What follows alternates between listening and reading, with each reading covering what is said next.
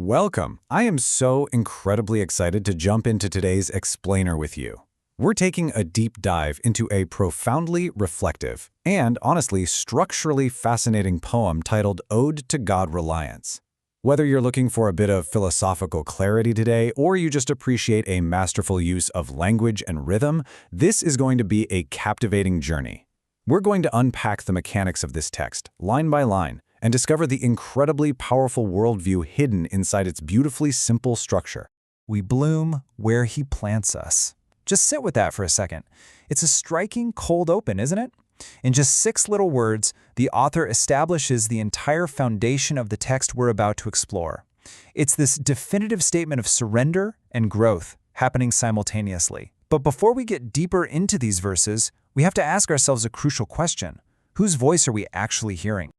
All right, let's dive right into our first section, the author's worldview, focusing on Oluyomi Ola David. To really grasp the gravity of this poem, we have to look closely at the author, Oluyomi Ola David. She is a Nigerian writer and advocate who proudly states that she loves people and is deeply concerned about global development and transformation. So when you read her work, you're hearing from a woman who actively dedicates her life to macro-level, worldwide change. Yet she filters all of that global ambition through a highly personal, intimately spiritual lens. Notice the striking contrast here. As a policy influencer, she generates solutions and provides clarity in global development. Because of that, you'd probably expect her writing to be purely technical, right? But for her, God is the wheel within my wheels. This poem isn't just nice-sounding prose, it is her literal operating system. It's the personal manifesto that fuels her highly analytical career. That brings us right to section 2, blooming where planted and the theme of placement. She is making a bold case for finding radical contentment right where we are. Notice the duality she sets up. On one side, we have the human action. We bloom, we dwell, we move. But every single one of those actions is entirely dependent on divine placement, where he plants us, where he calls home, where he drives us. She is rhythmically mapping out this cause and effect relationship.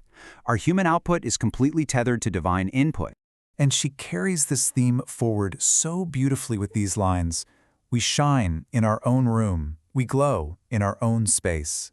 Notice how she repeatedly uses the words our own. She isn't asking us to conquer the whole world or constantly look over the fence at what someone else is doing.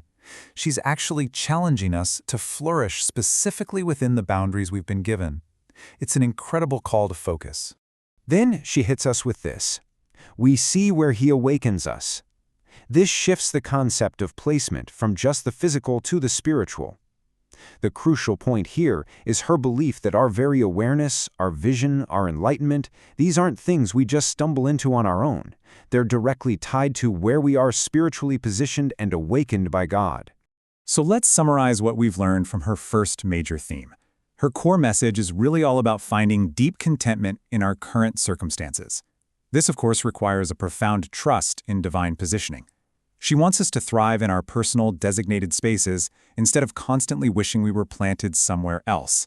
It's a highly focused, intentional way to live. But don't mistake this contentment for complacency. Let's move to section 3, action and agency, working in our field. Read these couplets with me. We work in our own field. We serve in our own heritage. Because once we are planted, she makes it crystal clear that there is a lot of work to be done. She places a massive emphasis on personal responsibility and agency here. Yes, the field was provided, but we are the ones who actually have to work it. She's reminding us that reliance on the divine doesn't absolve us of our earthly duties. It actually defines them. I absolutely love this next line. We dance to our own songs. In the midst of all this serious talk about duty, service, and reliance, she suddenly injects this beautiful burst of individuality and joy. Following a divine path doesn't mean you just become a robot. She argues that it's actually where you find your unique rhythm, your own joy, and your own authentic expression. So, to wrap up her thoughts on agency, we can see that her version of God-Reliance is highly active. It requires us to take absolute ownership of our personal work, to serve deeply within our unique heritage, and to actively celebrate our individual joy. She paints a picture of a vibrant, dynamic partnership between the human and the divine. And this builds perfectly toward our final chapter. Section 4, Triumph and Gratitude, the final conclusion. In the final stretch of her poem, she tackles the reality of human struggle and balances it perfectly with the ultimate assurance of spiritual victory. This is perhaps the most profound juxtaposition in the entire text. We carry on our own crosses. We fight where he declares victory. She is definitely not sugarcoating life here. She fully acknowledges the harsh reality of personal burdens, the crosses we all have to carry. But instantly, she balances that heavy reality with absolute triumph, insisting that the battles we fight are in arenas where victory has already been declared. And it all culminates in this definitive statement: we depend on our own God. This ties perfectly back to everything we learned about her at the very beginning of this explainer. This is the core engine of her life. The policy work, the global development, the striving, all of it ultimately rests on this single foundation of utter dependence. So what are the final takeaways from her worldview? Well, it's a mature acceptance of personal burdens, balanced beautifully with the joy of feasting on the fruits of our own labor.